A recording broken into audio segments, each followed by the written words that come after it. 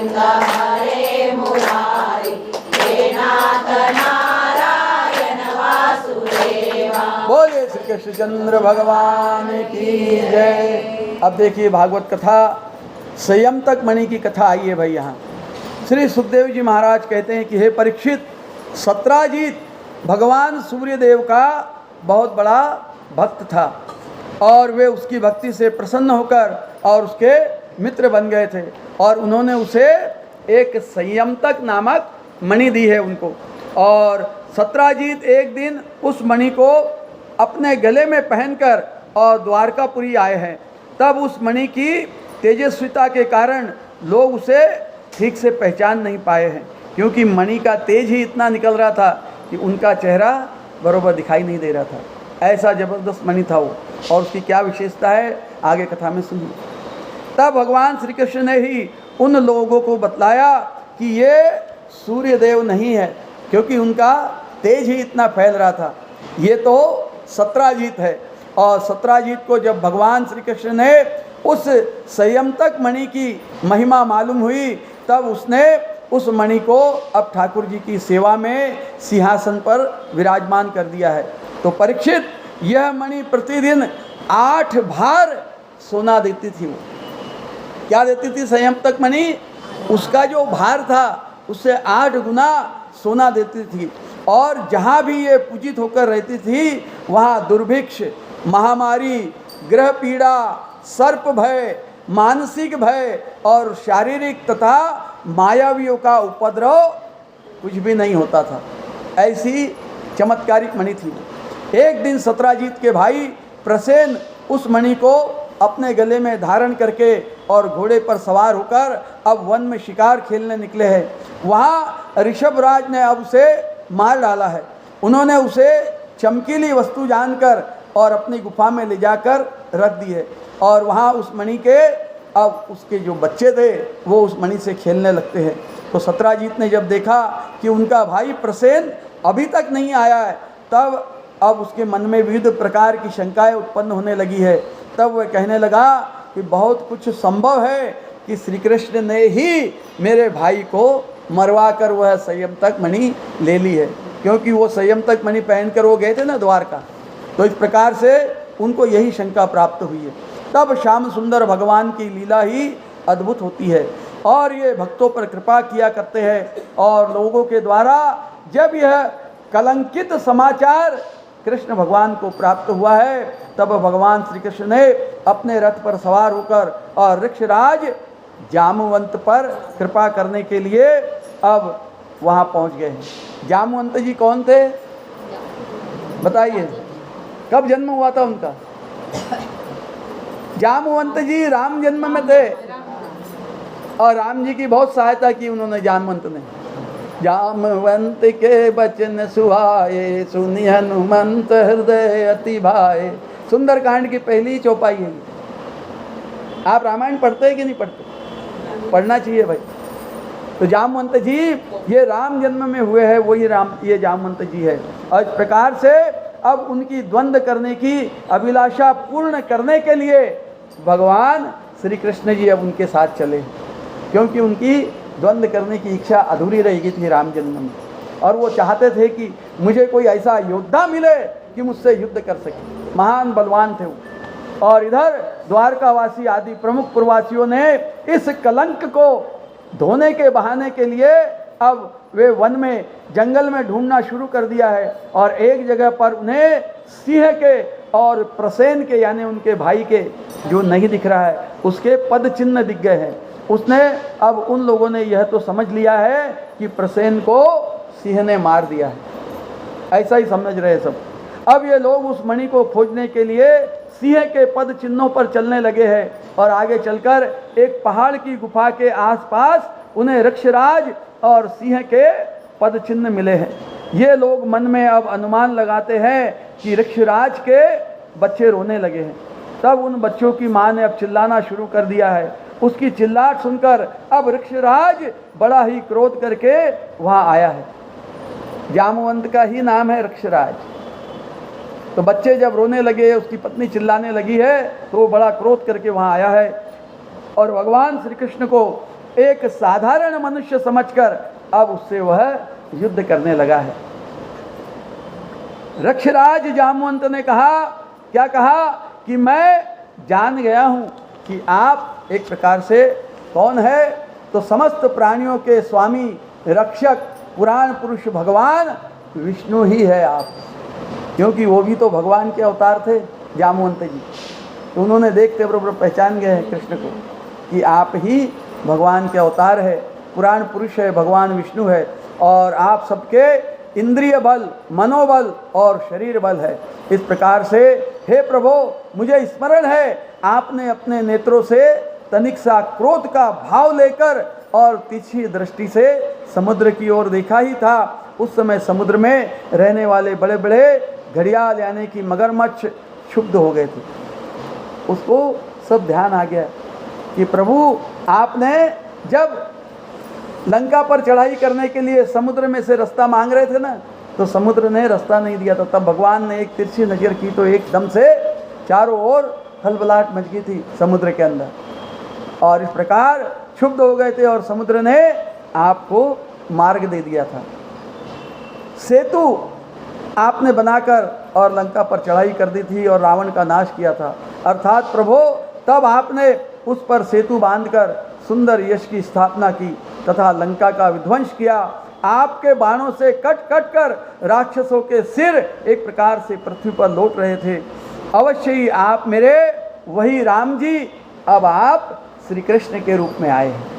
बोलिए श्री कृष्णचंद्र भगवान की, बोलिए सियावर रामचंद्र की। तो परीक्षित कथा कौन सुना रहा है?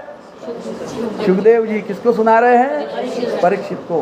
तब सुखदेव जी कहते हैं कि परीक्षित, जब ऋक्षराज जामवंत ने भगवान को पहचान ही लिया, तब भगवान ने अपने शीतल कर कमलों को अब उसके शरीर पर अपने हाथ फेर दिए, जिससे उसकी सारी थकान मिट गई है जामवंत की।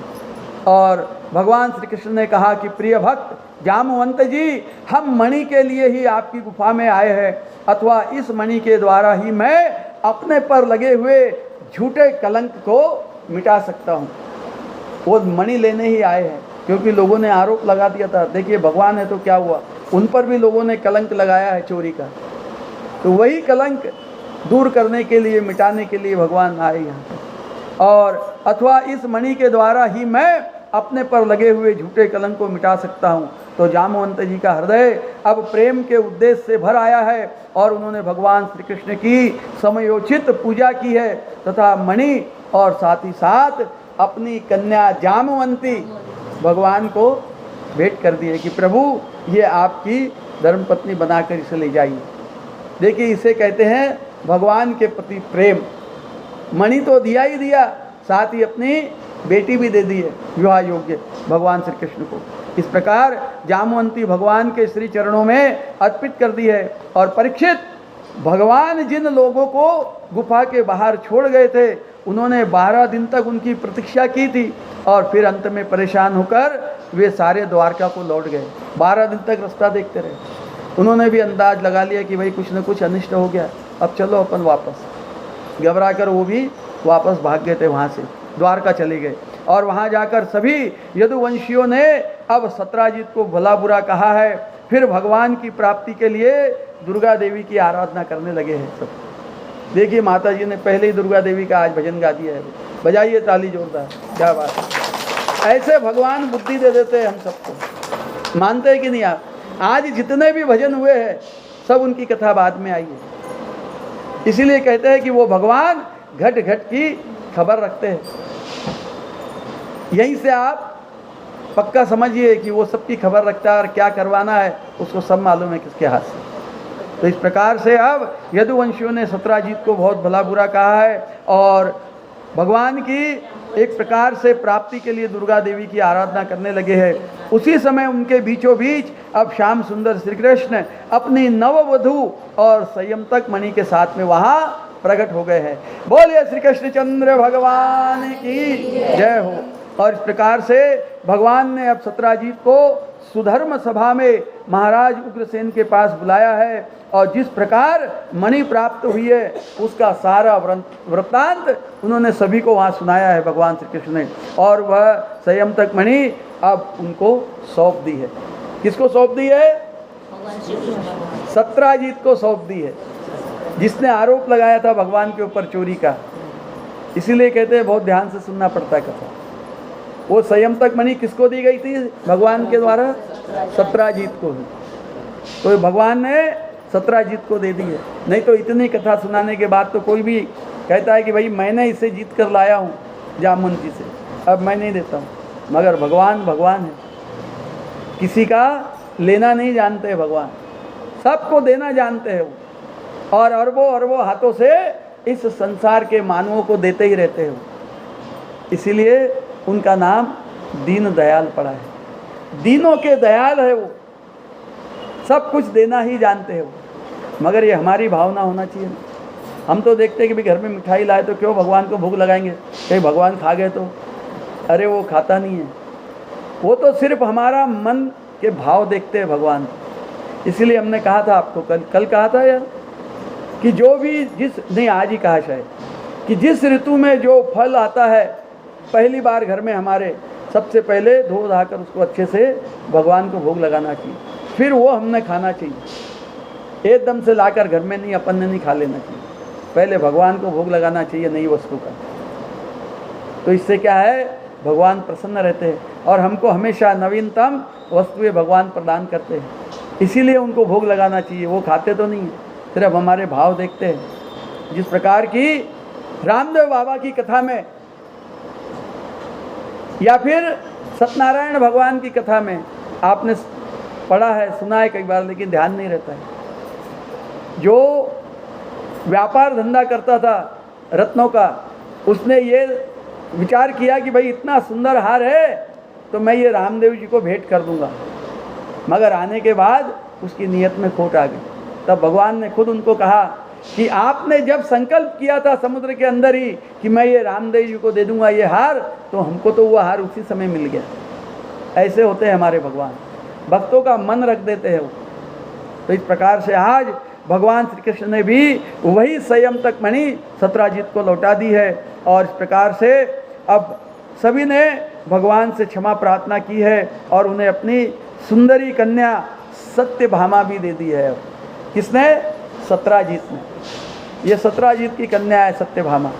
अब उसने भी अब भगवान से क्षमा प्रार्थी करके अनेकों प्रकार से क्षमा मांगी है और भगवान से कहा कि प्रभु ये मेरी कन्या विवाह योग्य है, अब आप इससे विवाह कर लीजिए। और इस प्रकार भगवान ने, वो सत्राजीत ने अपनी कन्या सत्यभामा भी सौंप दी है।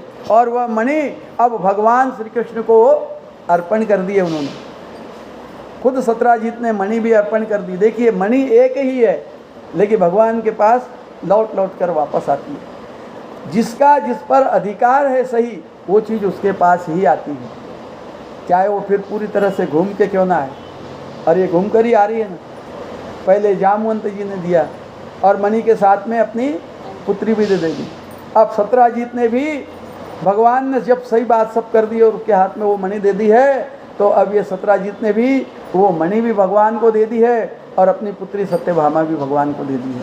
तो इस प्रकार से तब भगवान श्री कृष्ण अब सत्यभामा के साथ विधिवत पानी ग्रहण कर लिया है और सत्राजीत से कहा कि इस संयमतक मणि हम नहीं लेंगे, आप सूर्य भगवान के भक्त हैं, इसीलिए यह मणि आपके ही पास रहनी चाहिए। क्योंकि वो मणि जितना उसका वजन था, रोज 8 गुना सोना देती थी वो। तो भगवान की क्या ज़रूरत है सोने की, चांदी की, हीरे मोती की, सब उनके, वो तो खुद ही दूसरों को देते हैं सब भगवान। इसलिए उन्होंने सत्राजीत को वह मणि वापस दे दी है। इसीलिए यह मणि आपके पास ही रहनी चाहिए। और इस प्रकार से अब हम तो उसके फल अर्थात उससे निकले हुए सोने के अधिकारी है, वही आप हमें दिया करें। इस प्रकार से ये संयमतक मणि की कथा हमने आपको सुनाई है और भगवान की अनेक कथाएं और भी सुनाएंगे। इसके पहले आप एक थोड़ा सा भगवान का संकीर्तन करें या भजन करें, उसके पश्चात दूसरी आगे की कथा करेंगे।